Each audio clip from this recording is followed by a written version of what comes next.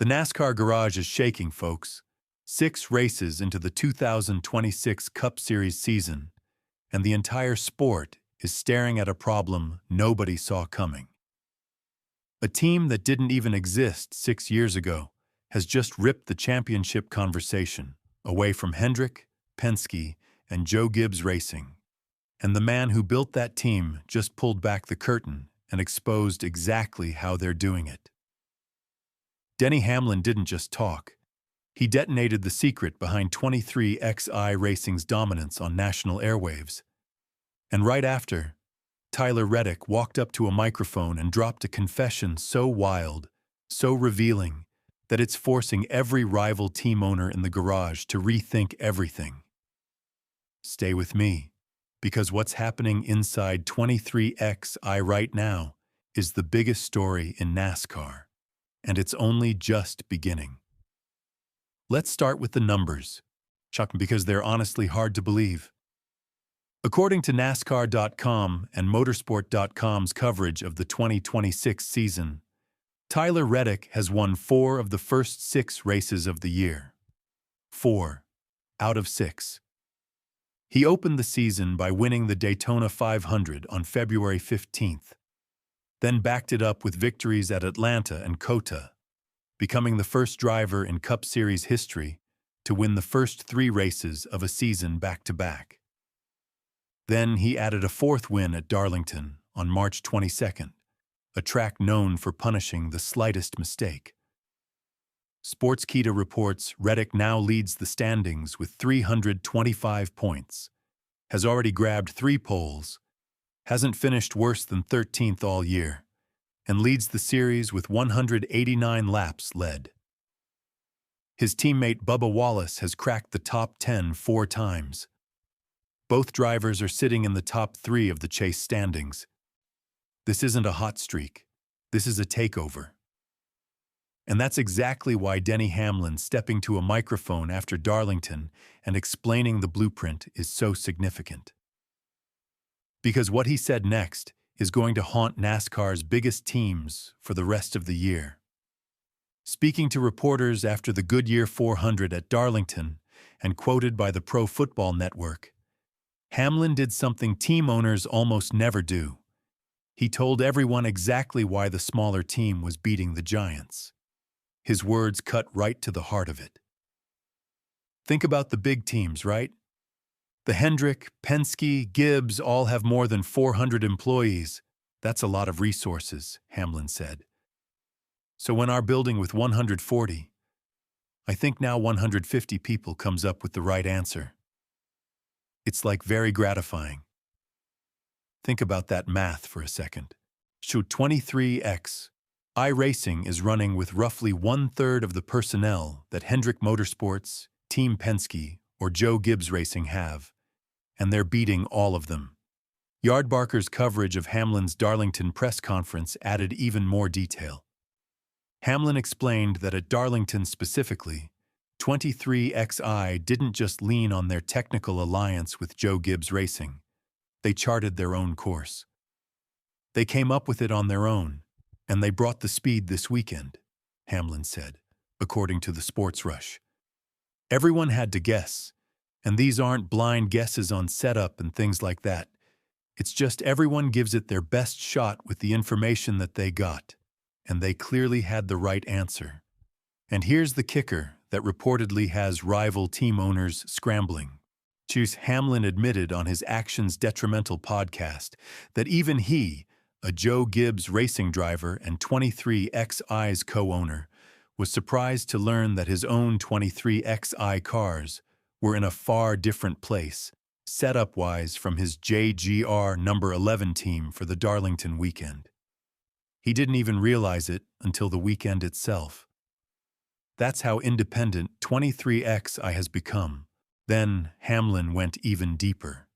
In a post-qualifying press conference at Martinsville, later reported by the Pro Football Network, he revealed the structural philosophy that runs the entire operation. 23XI reportedly pays an $8 million service fee to Joe Gibbs Racing. essentially renting the expertise rather than building a 400-person operation from scratch. Hamlin described it as working smarter, not bigger. His exact words: "If you're building a race team, it's a puzzle.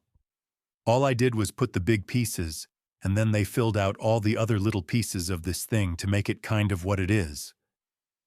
That philosophy, identify the right people, make a few key decisions, then trust them to fill in the rest, is the exact opposite of the traditional NASCAR empire-building model.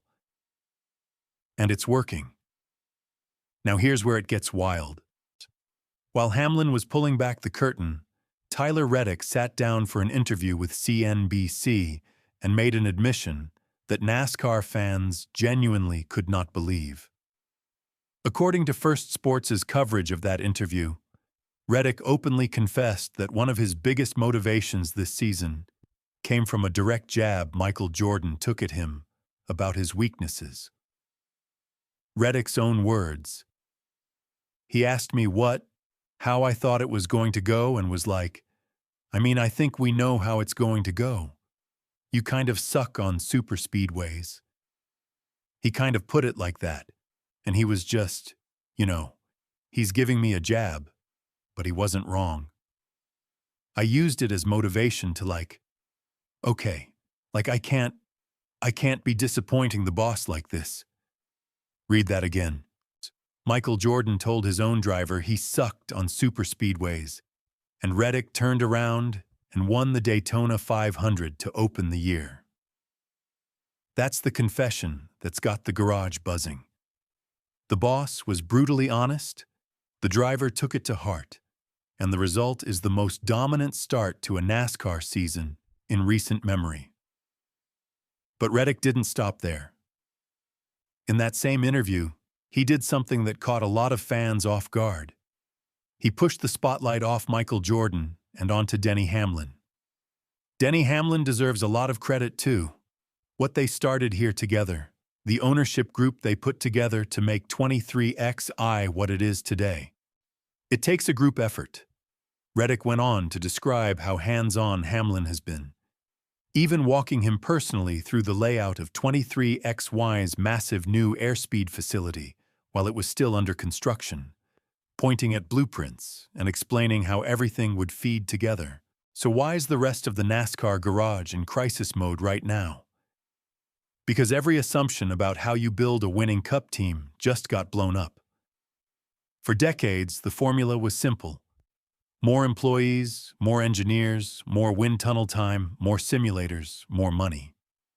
Hendrick, Penske, and Gibbs built empires around that logic. And now a team roughly 1/3 the size is walking into their house and taking the trophies. NASCAR.com reports that Reddick is so dominant, Hamlin himself said on Action's Detrimental, "I don't see a world where they finish outside the top 3 in the regular season. The contenders in which you think that will challenge them are buried." That's a team co-owner calmly telling the sport that the title race, for practical purposes, might already be narrowed down to his own garage. And per Beyond the Flag, Hamlin even admitted Reddick's wins were fueling him personally, saying Reddick's historic trifecta made him want to shake the tree and go get his own win, which he did at Las Vegas. The ripple effect is everywhere. Yahoo Sports reports that a contract extension for Reddick, who was set to become a free agent, is now described by Hamlin as something that will be done soon, with Hamlin saying Reddick deserves everything he gets. So here's where we stand. 23XI Racing, a team born out of what Hamlin admits was essentially a fake news article aboard Michael Jordan saw during COVID, is now the most feared organization in NASCAR.